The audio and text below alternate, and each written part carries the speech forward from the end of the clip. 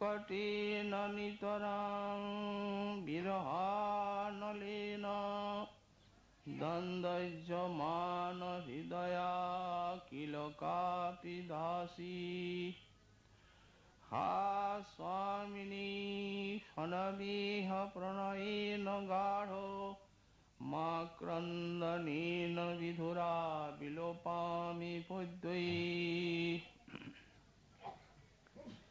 কলিপাবনাবতার শ্রী শ্রী গৌরাঙ্গ মহাপ্রভুর পরম অন্তরঙ্গ পার্ষদ শ্রী শ্রী রাধা কুণ্ডাশ্রয়ী পরম পূজ্যপাদ শ্রী শ্রীল রঘুনাথ দাস গোস্বামী চরণ তাঁর শ্রী শ্রী বিলাপ কুসুমাঞ্জলি স্তবে সপ্তম সংখ্যক শ্লোকে শ্রিয় পরম অভীষ্ট শ্রী শ্রী রাধারানীর চরণ সান্নিধ্যে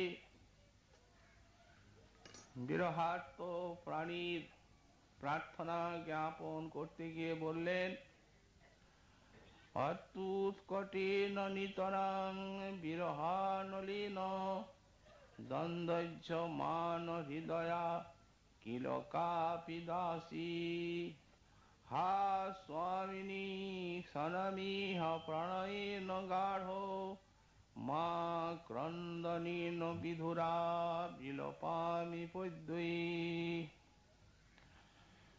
হা স্বামিনী শ্রী রাধে, অত্যুৎকটেন নিতরাং বিরহানলীন দ্বন্দ্বযমান হৃদয়া, তোমার অতি উৎকট বিশাল বিরহানলী দগ্ধীভূত হৃদয়া কোন অতি দীনা কিঙ্করী তোমারই রাধাকুণ্ড তটে নিপতিতা হয়ে আর সব চেষ্টা ত্যাগ করে তোমার দর্শনাকাঙ্ক্ষায় গাঢ় প্রণয়ার্তি ভরে আত্মস্বরে রোদন করছে এবং কতিপয় পদ্যের দ্বারা এই রোদনের সঙ্গে সঙ্গে বিলাপ করছে। তুমি কৃপা করে তার বিলাপ বাণী একবার শ্রবণ করো। আমরা এই শ্লোকের ব্যাখ্যা গত 3 দিন আলোচনা করে আসছি। গতকাল আমরা গোসাই পাদের যে সম্বোধনটি শ্রী রাধারানীকে হা স্বামিনী, এই সম্বোধনের কিঞ্চিত আলোচনা করেছি। সম্বোধনটি একটা প্রগাঢ় আবেশ এবং উন্মাদনাময়। সম্বোধন শুনলে মনে হয় এই বিশ্বের সঙ্গে কোনো সম্পর্ক নেই। তার হৃদয়ে যে রাধারানীর দাস্যাবি আবেশ, এই আবেশটি সমস্ত আবেশকে কবলিত করে আর হৃদয়ে তার সুমেরু শিখরের মতো মাথা তুলে দাঁড়িয়েছে। সাক্ষাৎ শ্রী রাধারানীর কিঙ্করী বলেই মনে করছেন, পার্ষদ স্বরূপটিও ভুল হয়ে গেছে। যদি মনে হয় যে এটি তো তার হওয়াই স্বাভাবিক, কারণ তিনি তো সেই ব্রজনিকুঞ্জের নিত্য সিদ্ধা কিঙ্করী রতিমঞ্জরী, শ্রীমন মহাপ্রভুর সঙ্গে এরা সব নেমে এসেছেন এই মঞ্জরি ভাব সাধনার সব রহস্য বা প্রকার শিক্ষা দিয়ে আর বিশ্বের সব সাধকগণকে সেই নিকুঞ্জ মন্দিরে নিয়ে যাবেন এই জন্য। তো সুতরাং এইরূপ মঞ্জরি গাঢ় আবেশ এ তো তাদের কোনো সাধনার ফল নয়, এ তো তাদের হৃদয়ে স্বতঃসিদ্ধ। কিন্তু আমরা জানতে চাই যে এই যে নিয়ত এই দেহদৈহিকাদি বিষয়ে আবিষ্ট এবং অনাদিকালের থেকে যে মায়া কবলিত জীব, তারা বিশেষ করে এই কলিকালে কলিহত জীব, তারা যে এই মঞ্জরি ভাবকে আশ্রয় করবেন, তা এখন তারা কি উপায়ের দ্বারা, কি সাধনার দ্বারা এই দেহাবেশকে ত্যাগ করে আর সেই রহস্যময় ব্রজনিকুঞ্জের এই মঞ্জরি অভিমান হৃদয়ে আনয়ন করতে পারবেন?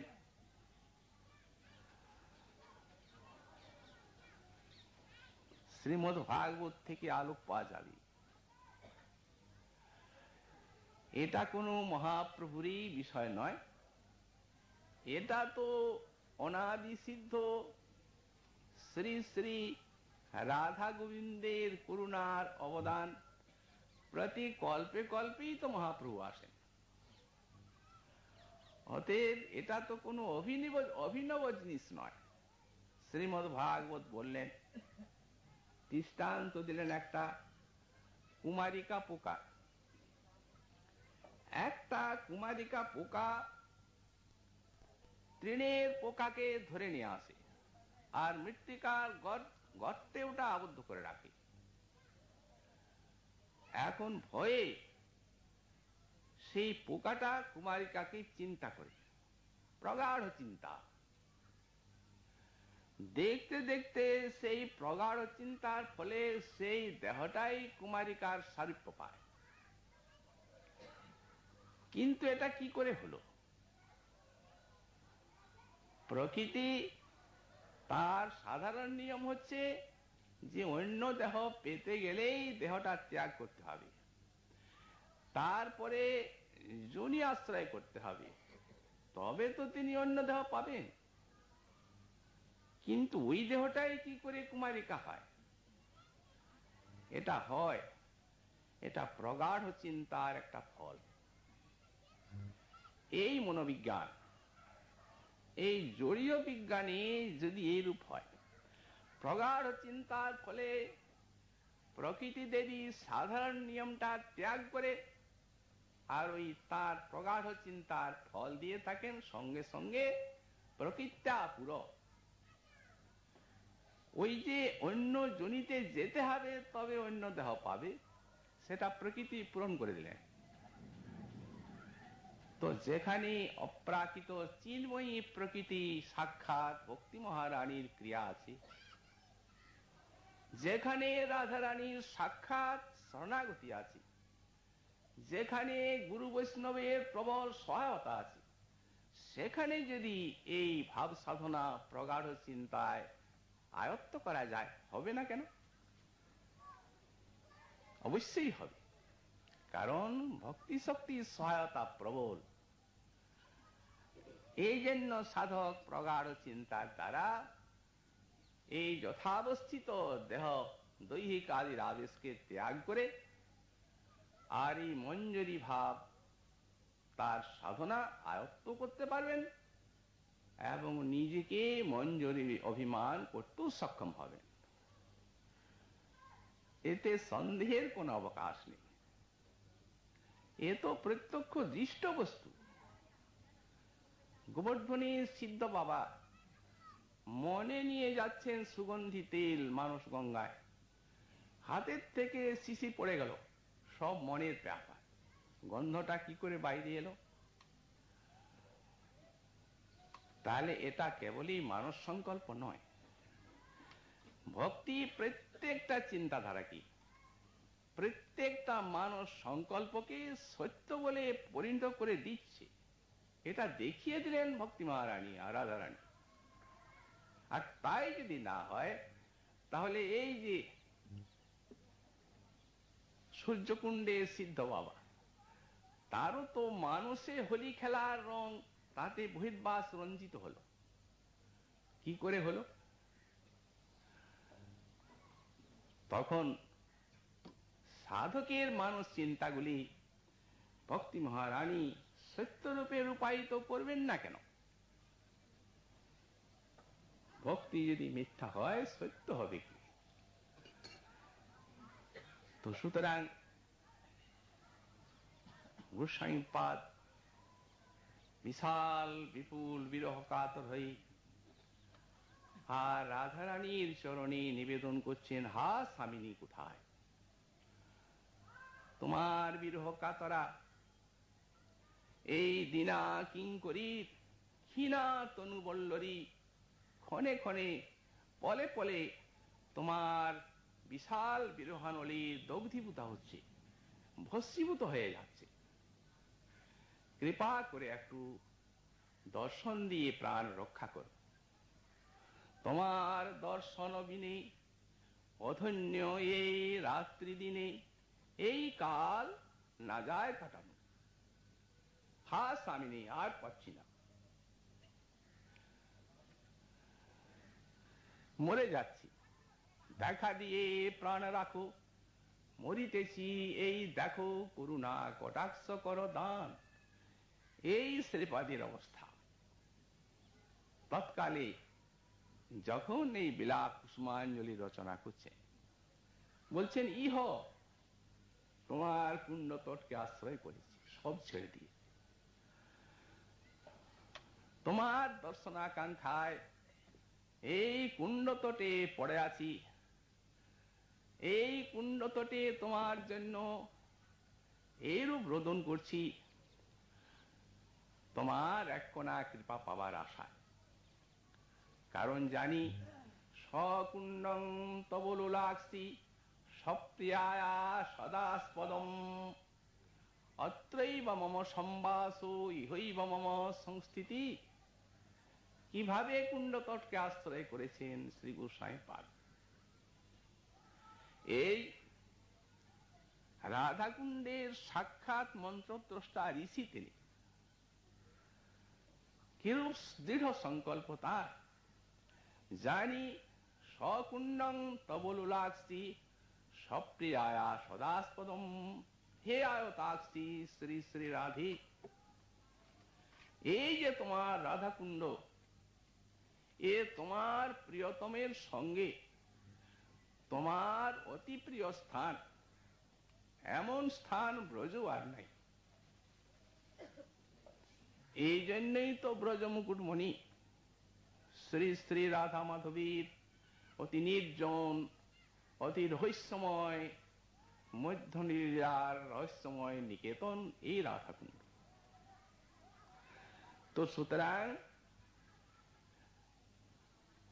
নিত্যই তোমাদের অতিশয় প্রিয়াস্পদ এই তোমার কুণ্ড। অত্রই মম মম সম্বাস ইহই মম মম সংস্থিতি, এখানেই এব অত্র এব মম সংবাস, সম্যক রূপে আমার এইখানে বাস। অত্রই মম সংস্থিতি, সম্যক রূপে আমার এইখানেই স্থিতি।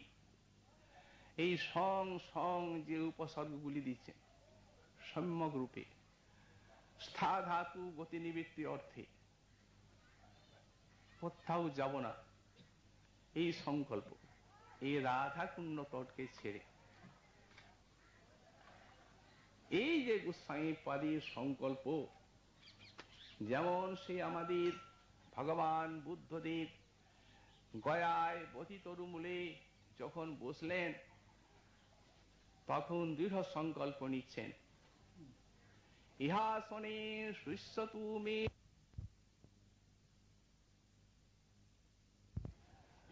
অপ্রাপ্য বোধিং বহুজন্ম দুর্লভাম নৈবাসনাৎ কায় মতশ্চলিষ্যতে। এই যে বসলাম, আমার এই আসনে ত্বক অস্থি মাংস সব গলিত পচিত হয়ে মিলে যা ধরিত্রীর সঙ্গে, শরীর শুষ্ক হোক, অপ্রাপ্য বোধিং বহু জন্ম দুর্লভাং, এই বহু জন্ম দুর্লভ বোধি মানে জ্ঞান যতক্ষণ না আমি লাভ করছি, ইহাসনাৎ কায়মতশ্চলিষ্যতি, এই আসনের থেকে আমার এই দেহ এক চুলো নড়বে না। গোস্বামীপাদের এই যে অত্রৈব মম সংবাস ইহৈব মম সংস্থিতি, ওই দৃঢ়তার থেকে কোন অংশে কম নয়, বরং অনেক অংশে বেশি। কেন? বুদ্ধদেব তো বোধি লাভের জন্য সেখানে বসেছেন, বোধি তরুমূলে। আর আমাদের গোস্বামীপাদ সাক্ষাৎ চিন্ময় ব্রজধামের মুকুটমণি রাধাকুণ্ড তটে বসেছেন। কেন বসেছেন? ইনি বসেছেন সেই সাক্ষাৎ মহাভাবস্বরূপিণী রাধারানীকে পাওয়ার জন্য। কোথায় বোধি আর কোথায় রাধা? কোন জ্ঞান স্পর্শ করতে পারে না যাকে। জ্ঞান ফেলে দিন, দ্বারকা বৈকুণ্ঠের ভক্তিও ছুতে পারবে না। তাও যা, এই রাগ ভক্তি যে ব্রজের, এখানেও দাস্য সখ্য বাৎসল্য এও তাঁর স্পর্শ পাবে না। প্রবোধানন্দ সরস্বতীপাদ লিখেই দিয়েছেন, দূরে স্নিগ্ধ পরম্পরা বিজয়তাম, দূরে সুরিত মণ্ডলী বৃত্তা সন্তু বিদুরত, ব্রজপতের অন্য প্রসঙ্গকুত।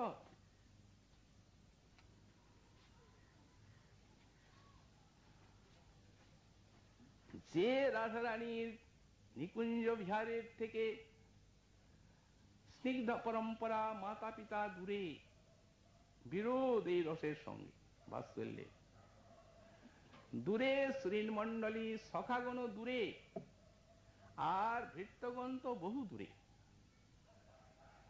তো সুতরাং সেই যত্র কুঞ্জ দরে কৃষ্ণ কামিনা, যেখানে কুঞ্জের দ্বারে এই রসাবিষ্ট শ্রী শ্রী শ্যাম সুন্দরের সঙ্গে বিহার পরায়ণা রাধারানী, সেই নিকুঞ্জর সমাধুরী আস্বাদনের জন্য কবে কুঞ্জের দ্বারের অতিথি হব, এই প্রার্থনা। কুঞ্জের দ্বারে দাঁড়ি হতে চাচ্ছেন। এই রহস্যময় বস্তু লাভ করার জন্যই গোস্বামীপাদ এই রাধাকুণ্ড তটকে আশ্রয় করেছেন। এই জন্যই বলেন ইহ সনং বলে একটা শব্দ আছে, সনং ব্যাপার শূন্যত্বে। ব্যাপার শূন্যত্বকে সন বলা যায়। ব্যাপার শূন্য মানে চেষ্টা শূন্য, সব ছেড়ে দিয়ে সারা চরিত্র ধারা গোস্বামীপাদের এই ত্যাগময়। কিশোর কালে ত্যাগ করলেন বিশাল বিপুল রাজ্য সম্পত্তি, মনোজ্ঞা স্ত্রী, ইন্দ্র সম বৈভব, অপ্সরার মতো স্ত্রী, আরো ছাড়লেন মাতা পিতা আত্মীয় স্বজনীর অতি দুশ্চিদ্য স্নেহ শৃঙ্খল ছাড়লেন। মহাপ্রভুর টানে আশ্রয় করলেন শ্রীমন মহাপ্রভুর পাদ পদ্ম নীলাচলে। রাজার ছেলে রঘুনাথ দ্বাদশ দিবস আহার নেই নিদ্রা নেই, ছুটে ছুটে গিয়েছেন আকুলতা ভরে মহাপ্রভুর চরণে। কোমল দেহ পুড়ে ছাই হয়ে গেছে যেন। করুণাময় মহাপ্রভু শ্রী গোবিন্দকে বললেন, কতদিন কর ইহার ভালো সন্তর্পণ। 5 দিন নিলেন মহাপ্রভুর আদেশে, ওটা ছাড়লেন। আশ্রয় করলেন সিংহদ্বার ভিক্ষার জন্য রাজার ছেলে। প্রভু শুনে কি আনন্দ। ভালো পেলা বৈরাগীর ধর্ম আচরিলা, বৈরাগীর কৃত্য সদা নাম সংকীর্তন, আর মাগিয়া যাচিয়া করে উদর ভরণ। বৈরাগী হইয়া যেই করে পরাপেক্ষা, কার্য সিদ্ধি নহি কৃষ্ণ করেন উপেক্ষা। ওটাকেও ছাড়লেন। কেন ছাড়লেন? ভালো লাগলো না, মনটা অন্যদিকে যায়, এ দেবে সে দেবে। ছত্রে যে ভিক্ষা করতে লাগলেন। শ্রীমান মহাপ্রভু সব খবর পান, গোবিন্দের কাছে শুনে আর সংবাদ নেন পরম প্রাণের প্রিয় রঘুকে নিজের সমান শ্রী স্বরূপদামোদরের হাতে দিয়েছেন অভিন্ন স্বরূপ, কিন্তু তথাপি স্নেহ এমনি জিনিস। ওই খবর নিচ্ছেন কি করে রঘু যেমনি শুনলেন ওটাও ছাড়লো, ত্যাগ আর ত্যাগ। প্রভু বললেন, ভালো কইল ছাড়িল সিংহদ্বার, এই সিংহদ্বারে ভিক্ষাবৃত্তি বিশ্বার আচার। যে আসছে ও দেবে, এ আসছে ও দেবে, ও দিয়েছিল ওই দেবে, এই দিকে মন থাকে। ছত্রে যথালাভ উদর ভরণ, আর সারাদিন ভজন নাম সংকীর্তন, এইটি ভালো। সন্তুষ্ট হলেন প্রভু, দিলেন প্রাণপ্রিয় গিরিধারী শিলা আর গুঞ্জামালা। রঘুনাথ, এই শিলা কৃষ্ণের বিগ্রহ, ইহার পূজা করো তুমি করিয়া আগ্রহ। এই শিলার করো তুমি সাত্বিক সেবন, অনায়াসে পাবে তবে কৃষ্ণের চরণ। শ্রীহস্তে শিলামালা পেলেন রঘুনাথ। এর থেকে আর এমন কি করুণা আছে? প্রভুর শ্রীহস্ত দত্ত গোবর্ধন শিলা স্বয়ং রাধারানী প্রাণ প্রিয়তমকে দিলেন রঘুনাথকে। তো সুতরাং ইহা চিন্তি রঘুনাথ প্রেমে ভাসি গেলা। আরম্ভ হল সেবা। প্রভু বললেন, তুমি তো বৈরাগী হে, তোমার কিছু তো তোমার নেই, অতএব কেবল 8 পাতা তুলসী দিবে, 1 গণ্ডূষ জল।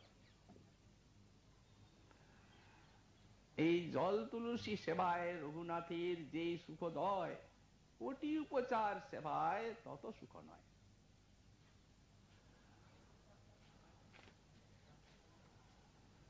রঘুনাথ সেবাকালে হেরে শিলায় ব্রজেন্দ্র নন্দন সাক্ষাৎ।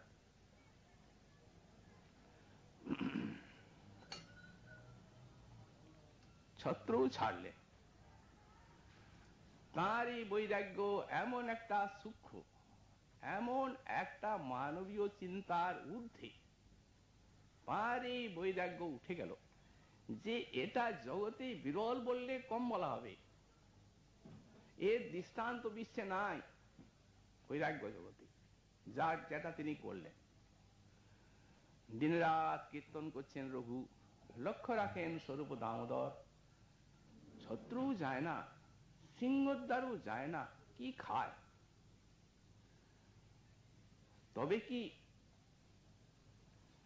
কঠোর উপবাস আরম্ভ করলো? তাই যদি হয় কদিন বাঁচবে? লক্ষ্য রাখেন। একদিন সারাদিন লক্ষ্য রাখলেন। সন্ধ্যার আবছা অন্ধকারে রঘু একটা বস্ত্রখণ্ড নিয়ে বেরিয়ে যাচ্ছেন। উনিও সন্তর্পণে রঘুনাথের অগোচরে পশ্চাৎ অনুসরণ করছেন। বোধ হয় ভিক্ষায় যাচ্ছে। কোথায় যায়?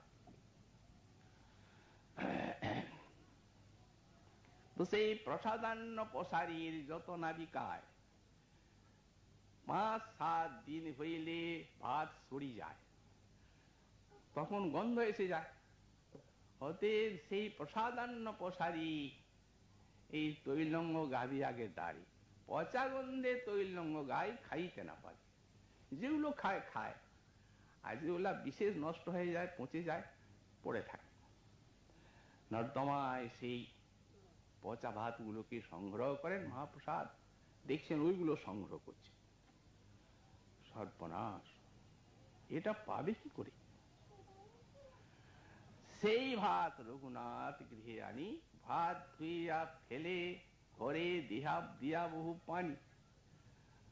ভিতরের দেহ যেই মাঝি ভাত পায়, লুন দিয়া রঘুনাথ সেই ভাত খায়। ত্যাগ, কেবল ত্যাগময় জীবন ধারা, ত্যাগ আর ত্যাগ, চরম। স্বরূপ আকৃষ্ট হলেন রঘুনাথের বৈরাগ্যে। এই জিনিস রোজ খাচ্ছ, ওই সে অমৃত খাও নীতি নীতি, আমার সবাই নাহি দাও কি তোমার প্রকৃতি। একটু নিয়ে খেলেন। লজ্জিত সংকুচিত রঘুনাথ যেন লজ্জায় মরে গেলেন। এটা প্রভু আপনি? মহাপ্রভু খবর পেলেন, রঘুনাথের এই ত্যাগ তাঁকে আকর্ষণ করল। যখন স্বরূপ দামোদর রঘুনাথ সেটি গ্রহণ করছেন, প্রভু এসে এক মুষ্টি খেয়ে গেলেন। আর একবার তুলেছেন। রঘুনাথ তো একেবারে হতবাক, স্বরূপ হাতে ধরেছেন। এ তোমার যোগ্য নয়, থামো, ছাড়ো। কেড়ে নিলেন। প্রভু তো একবার নিয়েছেন।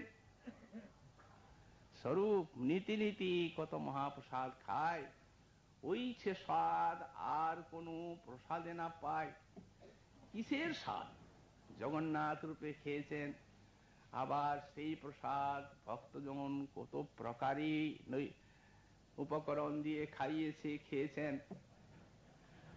আবার সেই গলা পচা প্রসাদ যদি এক ত্যাগী ভক্ত এনে প্রাণ ধারণের জন্য খাচ্ছেন, সেটাতে লোভ এসে গেল, না খেয়ে পারলেন না।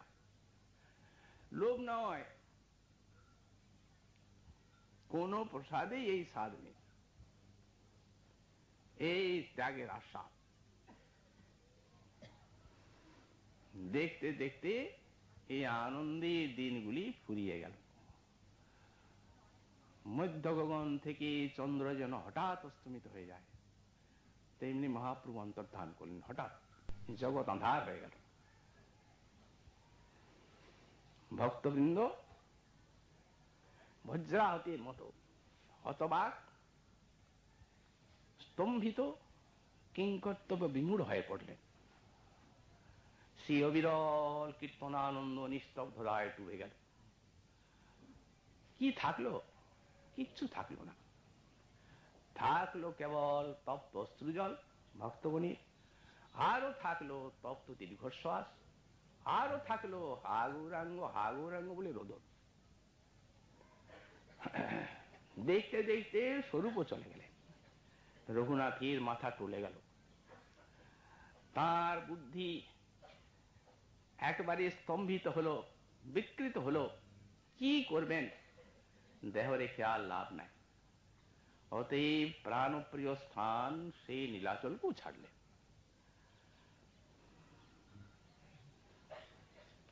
আরো কি সংকল্প নিয়ে ছাড়লেন?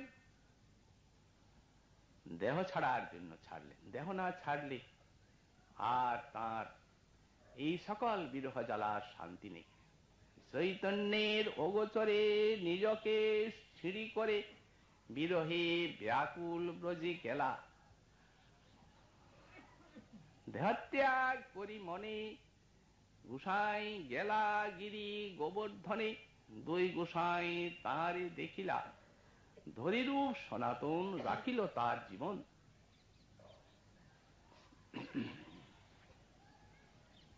তারা দেহত্যাগ করিতে না দিলা, এই দুই গোসাইয়ের আজ্ঞা পাইয়া রাধা কুণ্ড তটে গিয়া বাস করি নিয়ম করিলা।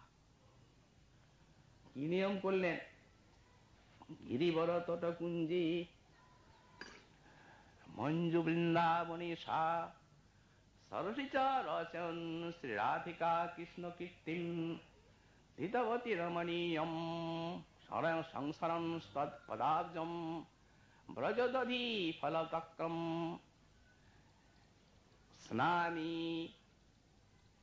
ইহা বসন ব্রজদধি থলপক্রম স্নামি, প্রতিজ্ঞা করলেন, নিয়ম করলেন যে রাধাকুণ্ড তটে থাকবো, আর এইখানে থেকে শ্রী শ্রী রাধা কৃষ্ণের কীর্তি স্মরণ মনন করব, আর ধৃতবতী রমণীয়ং সংসারম তৎপাদাব্জম, আর তার চরণ কমলকে নিয়ত স্মরণ করব, আর এইখানে যে ফল দধি তক্র উৎপন্ন হবে তাই খাব, আর চিরং সর্বকালং বসামি, এইখানে আমরণ বাস করব, এইখানেই মরব, এই সংকল্প। কিন্তু এখনো এই অবস্থাটার সূত্রপাত হয়নি। যে অবস্থায় এই শ্লোকগুলি বিলাপ সুমাঞ্জলি রচনা, তা এখনো হয়নি। আরো ত্যাগ বাকি, ত্যাগ ত্যাগ ত্যাগ, প্রভূত ত্যাগ, আরো বাকি সেই ত্যাগ। কি বাকি? মহাজন লিখেছেন, রাধা কৃষ্ণ বিয়োগী গোসাই ছাড়িল সকল ভোগে, সুখরূপ অন্নমাত্র সার, চৈতন্যের বিয়োগে অন্ন ছাড়ি দিল আগে, ফল গব্য করিল আহার, সনাতনের অদর্শনে তাহা ছাড়ি সেই দিনে।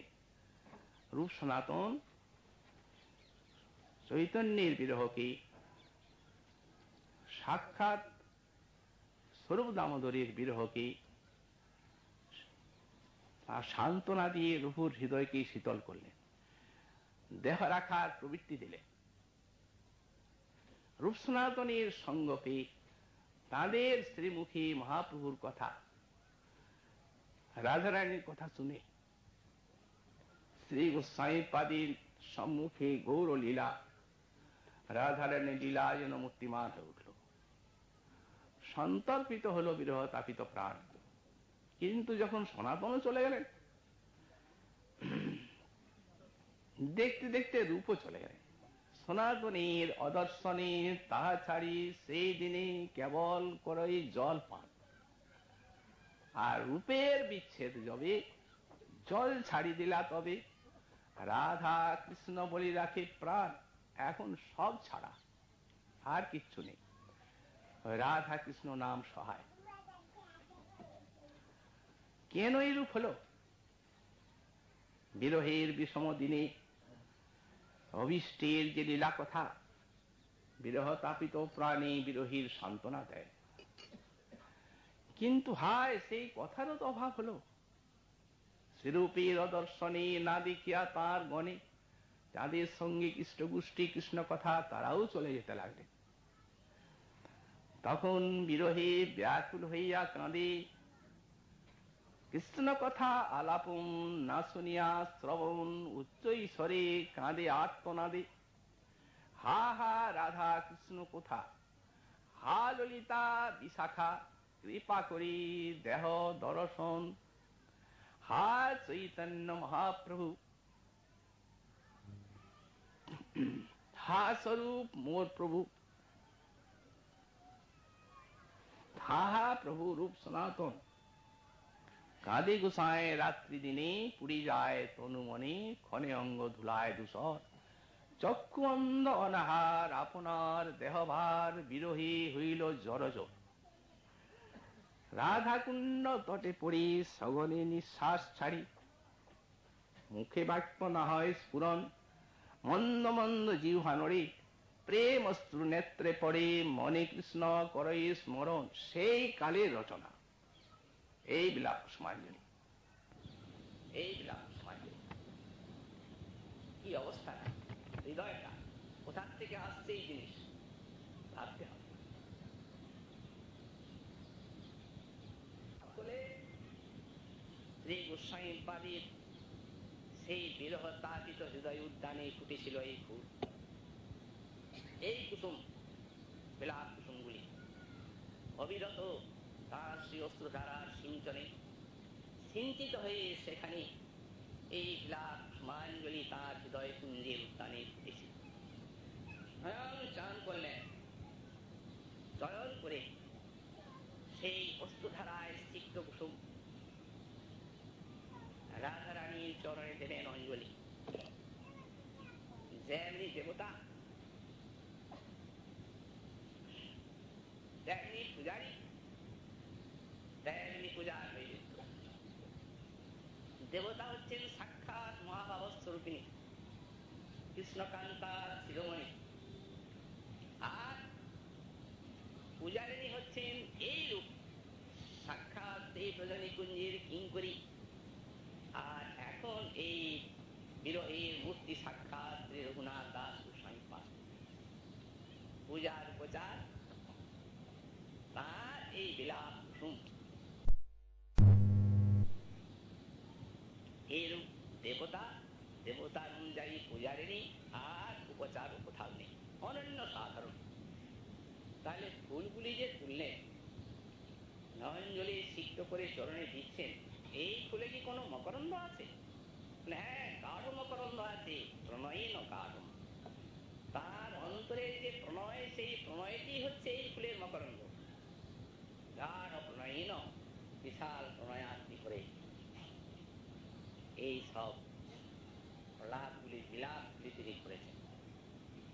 প্রণয় কাকে বলে? আমাদের গোস্বামী পাদ বললেন কোন প্রেমের একটা উচ্চতন স্তর যখন বিশ্রম্ভকে প্রাপ্ত হয়, তখন তাকে বলে প্রণয়। এই বিশ্রম্ভটা একটা পারিভাষিক শব্দ। বিশ্রম্ভ শব্দের ব্যাখ্যায় শ্রীজি লিখেছেন, স্বেচ্ছাসহ প্রিয়জনী, প্রিয়জনেন স্বেচ্ছাসহ অভেদ মননং বিশ্রম্ভম। প্রিয়জনের সঙ্গে নিজের যে অভেদ মনন, তাকেই বলা হয় বিশ্রম্ভ। অর্থাৎ রাধারানীর সঙ্গে যে একটা অভেদ মনন, এটা আবার গাঢ়। কিঙ্করী ভাবটি এই প্রকার। গোস্বামী পাদ লিখেছেন, পতস্তস্ত্রী শাস্ত্রা ভবতি পুলকে জাত পুলকা, স্মিতে ভাতি স্মেরা মলিমণি জাতে সুমলিনা। এই যে মঞ্জুরি, এই এরা সমস্ত রাধারানী, রাধা গোবিন্দের সেবার ও পরিচর্যার জন্য নানা স্থানে গোতাগুতি করেন, কুসুম চয়ন করেন, এক স্থানের থেকে অন্য স্থানে যান সেবা ব্যাপদেশে। তো হয়তো রাধারানী কুঞ্জে তিনি বিরহে কাঁদছেন, তো বলছেন পতশস্ত্রে শাস্ত্রা ভবতি।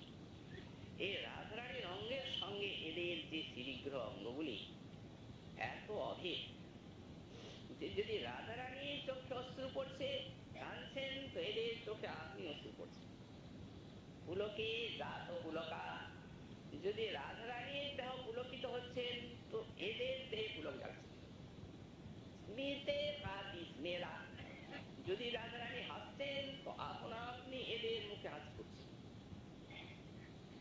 মলিমণি জাতি সুমলিনা, যদি রাধারানী মলিনা হচ্ছেন, তো এদের সেই মালিন্যটা এদের দেহে মনে ফুটছে। এমন এই দেহ, এই রূপ প্রিয়জনের সঙ্গে অভেদ মরণটিকেই বলা হচ্ছে এই প্রণয়, গাঢ় প্রণয়। বিলাপ কুসুমাঞ্জলির আরম্ভ শ্লোকটি তাই, সেই গাঢ় প্রণয়ের বার্তা। রাধা কৃষ্ণের লীলা হচ্ছে কুঞ্জে, রূপমঞ্জরি দেখছেন কুঞ্জরন্ধে নয়ন দিয়ে। বিলাস কালে শ্যাম সুন্দর রাধারানীর অধরে দন্তক্ষত অঙ্কিত করে দিয়েছেন। সেই যে রাধারানীর অধরে যে শ্যাম সুন্দরীর দর্শন ক্ষত, সেটি রূপমঞ্জরির অধরে প্রতিফলিত হয়ে গেছে। উনি জানেন না, উনার খেয়ালই নেই, উনি সেই রাধা মাধব বিলাস মাধুরী দর্শনে তন্ময়। হঠাৎ মনে জানছে সেবা ব্যাপদেশে তুলসী অন্যত্র, আহা এত মধুর যুগল বিলাস, কিন্তু তুলসী তো দেখল না।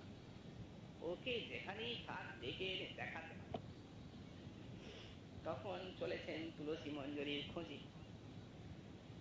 যেতে যেতে তুলসী মঞ্জরিকে দেখতে পেয়েছেন।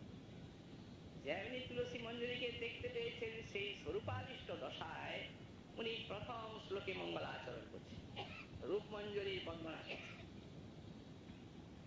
দশাটা তো স্বরূপাদিষ্ট দশা। এমন আর পাবেন না। কি বলছেন? তং রূপমঞ্জরি সখী প্রথিতা পুরুষমিন পুংস পরস্য বদনম নৈপস্যসীতি বিম্বাধরে ক্ষতমনা গতভদ্রিকায়া যাতে বাধাই কিমুতা সুখপুঙ্গবেন। ওই সখী রূপমঞ্জরি, এই ব্রজমণ্ডলে তুমি সতী বলে খ্যাতা। এখন তোমার ভর্তা গৃহে নেই, কোনদিন তুমি পরপুরুষের মুখ সন্দর্শন করো না, এই খ্যাতি তোমার আছে। কিন্তু এই যে তোমার অধরে এই ক্ষত দেখছি, এ কি কোনো সুখ শ্রেষ্ঠ বিধান করে দিয়েছে? কেউ কেউ এই শ্লোকের ব্যাখ্যা করতে গিয়ে আর সাক্ষাৎ সম্ভব বলে আর ব্যাখ্যা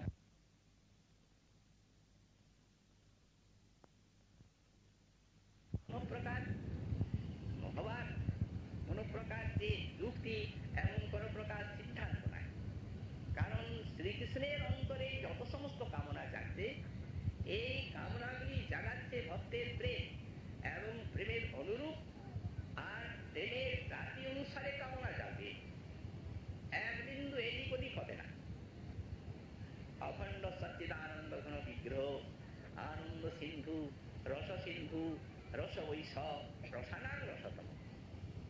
কে দেবে তাকে আনন্দ? কোথায় তার কামনা? আমার হইতে আনন্দিত হয় ত্রিভুবন, আমারে আনন্দ দেবে হইছে গুঞ্জন। কিন্তু প্রেম একটা জিনিস, তার সচ্চিদানন্দ সিন্ধুর বুকের তরঙ্গ জানায় কামনার এই প্রেম। স্বরূপ শক্তির বৃত্তি, প্রেমের এটা স্বভাব। আর এটি ভগবানের ভগবত্তা। আর তা না হলে তাকে ব্রহ্মের আসনে থাকতে হবে, যদি এইটা না হয়। আর স্বয়ং ভগবত্তা একবারে চরণে, প্রেমের অধীন, মাধুর্য ভাবে অধীন। তাই নদাকৃতি পরব্রহ্মতে তত্ত্ব সিদ্ধান্ত একটু জানতে হবে, তবে তো লীলা। তত্ত্বের ভিত্তি তো লীলার প্রতিষ্ঠা। গোপীগণের যারা নায়িকা, তাদের ইচ্ছা যাচ্ছে, অন্তরে তো কারোই শ্বশুর বাসনা নাই। কিন্তু মধুর ভাবে এইটাই বৈশিষ্ট্য যে সম্ভোগ ইচ্ছা ব্যতীত মধুর আরতি হবে না। এইটাই অন্যান্য রসগুলির থেকে বৈশিষ্ট্য আছে।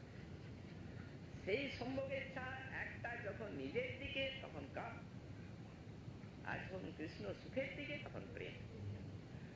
তো ব্রজবালার সব শ্রীকৃষ্ণ সুখে প্রবৃত্তি। এই জন্যই তাঁদের মহাভাব, মহাভাবের কার্যই হচ্ছে যে মহাভাবতীর হৃদয়ে সূক্ষ্ম সূক্ষ্ম যত শোষক বাসনা সব অন্ধকারকে নাশ করে আর মহাভাব সূর্যের মতো হৃদয় গুহাকে প্রদীপ্ত করে দেয়। কৃষ্ণ সুখ বাসনা ছাড়া কিচ্ছু নেই। অতএব দেহ দিয়ে তারা শ্রীকৃষ্ণের সেবা করবেন, এই সম্যকের ছায় মধুরারতি। তারা এই মধুরারতি হবে না।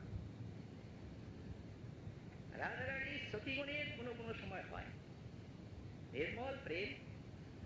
রাধারানী মনে করেন, আহা, এত বড় বিশাল কামনার প্রেমের সিন্ধু, রসের সিন্ধু, মধুর রস আস্বাদনের জন্য এত লালসা, আমি আর একা তারের কি সেবা করব? সখীগণ আমার থেকে কম না? অতএব সখীগণও যদি তার সেবা করেন তাহলে কি আনন্দ হবে তার। অতএব নানা ছলে কৃষ্ণে প্রেরী সঙ্গম করায়। কিন্তু ওরা দিচ্ছেন কেন? রাধারানীর যখন আনন্দ হবে, কৃষ্ণের সেবার জন্য যখন রাধারানী চাচ্ছেন, তখন তারা অঙ্গীকার করেন। যদ্যপি সখীর কৃষ্ণ সঙ্গমে নাহি মন, তথাপি রাধিকা যত্নে করায় সঙ্গম। আর ওরা অঙ্গীকার করছেন রাধার সুখের জন্য কৃষ্ণ সেবার জন্য রাধা পাঠাচ্ছে, সোজাসুজি নয়। তো এখন মঞ্জুরেরা তা অঙ্গীকার করেন না। একদিক দিয়ে যদি ন্যায় বিচার করা যায়, তাহলে তো এরা ছোট হয়ে যাবেন সখীর থেকে। কারণ রাধারানী সুখী হবেন, এই জন্য সখীগণ অঙ্গীকার করছেন শ্রীকৃষ্ণের সহিত মিলন। তো এরা এক প্রকার সখী।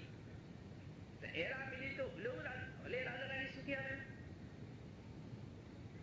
তাহলে ওরা মিলিত হচ্ছেন না কেন? তাহলে কি ওরা রাধারানীর সুখটা চান না?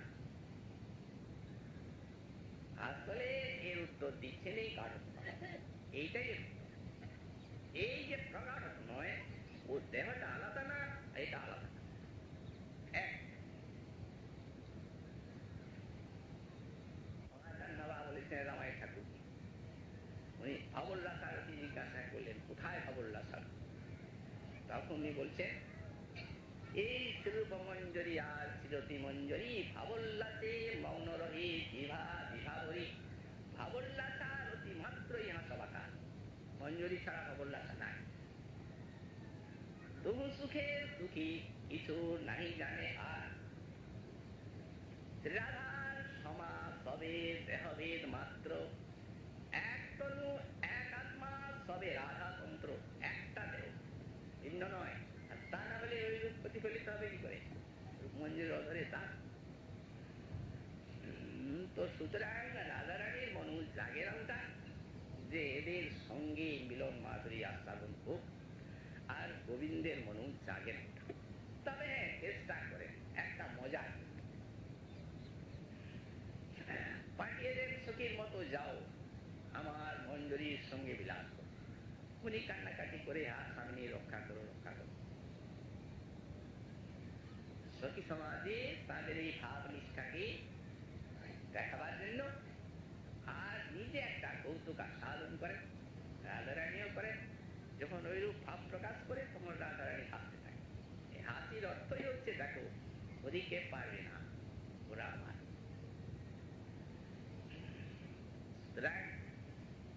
এই মঞ্জুরি ভাব স্মরণ,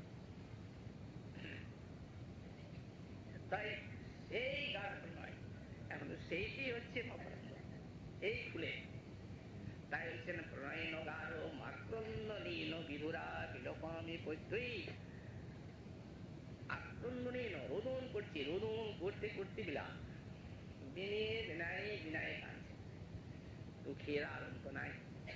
যার থেকে এই রোদন উঠছে রাধারানীর সঙ্গে সমাত প্রণয়ে, রাধারানীর যা বিরহ, এদের মধ্যেও তাই প্রকাশ পায়। সখীগণ জিজ্ঞাসা করেছিলেন রাধারানীকে একটু যে মাতুর বিরহে যে দুঃখ তোমার হচ্ছে আমাদের কাছে একটু বলো। কারণ প্রিয়জনের কাছে যদি দুঃখের বার্তা বলা যায় দুঃখটা কম হয়ে যায়, আর প্রিয়জনের কাছে যদি সুখের বার্তা বলা যায় তো তারাও সুখের ভাগী হয়, তাদেরকেও সুখী করা যায়। তাই ললিতা বিশাখা জিজ্ঞাসা করছে, রাধারানী বলছেন সখী ওটা শুনতে চাইবে না, ওর কোনো পরিমাপই নাই। মহাদেবীকে বলছেন মহাদেব উত্তাপি পুটপাক তোপি গরল গ্রামাদপি কোহনু দম্বলেদপি দুঃসহ কঠোরম হিলমগ্ন শল্যাদপি প্রৌঢ় বিসূচিকা নিচয় তোপি উচ্চুন্মমাঙ্গলি ভিন্নান্নর্ত গোকুলপতি বিশ্লেষজন্মাদর। শ্রী শ্রী গোকুলপতি কৃষ্ণের যে বিরহ জ্বর, হে সখী উত্তাপি পুটপাক, পুটপাক মানে ওই যে পাত্রে ধাতু গোলানো হয়, কত তাপ সহে সেই পাত্র, তো সেই পুটপাকের থেকেও বেশি উত্তাপী আমার হৃদয়টা। গরল গ্রামাদপি খোহনু, গরল সমূহ অপেক্ষাও খুব দায়ী এই শ্রীকৃষ্ণ বিরহ। বজ্রাঘাতের থেকেও অধিক দুঃসহ, হৃদয়ে যদি কেউ শেল বিদ্ধ করে দেয় তার থেকেও কটু। প্রৌঢ় বিসূচিকা নিচয়ত উচ্চের মমাঙ্গলি, প্রৌঢ় বিসূচিকা সমূহ অপেক্ষাও অতিশয় দুঃখদায়ী এই গোকুলপতির বিরহ জ্বর। তো সুতরাং সেই বিরহ সংক্রমিত এই তুলসী মঞ্জরীর হৃদয়ে। আর সেই যে 16 বর্ষকাল শ্রীমন মহাপ্রভু বিপ্রলম্ভ রস আস্বাদন করেছেন যে নীলাচলে, শ্রী রঘুনাথ গোস্বামী পাদ তার নিত্য সঙ্গী, তার অনুচর সাক্ষাৎ নয়নে দর্শন করেছেন মহাপ্রভুর কৃপাতে। এই সমস্ত বিপ্লম্ব রসের আস্বাদ মাধুরী রঘুনাথের হৃদয় সংক্রমিত হয়েছে। অতএব সারা চরিত্রটি হচ্ছে রঘুনাথের বিরহময়, সাক্ষাৎ যেন বিরহ রস দিয়ে গড়া, বিরহ রসের মূর্তি। অতএব উচ্চক্রন্দন দ্বারা অতিশয় বিধুরা মানে ব্যাকুল হয়ে পড়েছি, একটু তুমি আমার এই রোদন এবং বিলাপ শ্রবণ করো প্রার্থনা করছি। তাহলে কি এইরূপ রোদন এবং বিলাপেই রঘুনাথের স্বাদ হবে? বিলাপ করতে করতে যখন সমাপ্ত হয়ে যাচ্ছে, তখন উনি বলছেন যে এই বিলাপ যে তোমাদের পুষ্টির হেতু হলো, এটা একটু জানতে থাকো। বলতে বলতে মূর্ছা এসে গেল, মূর্ছিত হয়ে পড়লে। যখন মূর্ছিত হয়ে পড়লে তখন একটা অপরাজিত গন্ধ, সেই গন্ধটা নাকে এলো রঘুনাথের মূর্ছা ভাঙল। দেখছেন তিনি তুলসী মঞ্জরি, সামনে রাধারানী, একা আছেন নাই, যুগল এসেছে, প্রাণনাথকে সঙ্গে নিয়ে এসেছে। উঠে বসলেন, এই যে তুলসী আমি এসেছি, কিঙ্করীকে বুকে জড়িয়ে ধরলেন। বিলাপের অবসান, মিলন হয়ে গেল। সেই নিত্য আনন্দ ধারায় ব্রজে অভিষিক্তা হচ্ছে, আর এই গৌরীলাভ নিত্য এখানেও সেই পার্শ্বদরূপী নিত্যকাল এই বিরহ রস আস্বাদন করছেন। এখনো নৈশ নীরবতায় যখন শ্রুতির কোলাহল থেমে যায়, তখন সেই নিস্তব্ধতার মধ্যে কোনো প্রেমিক শুনে ওই দূরে ক্ষীণ কণ্ঠে কে যেন কাঁদছে।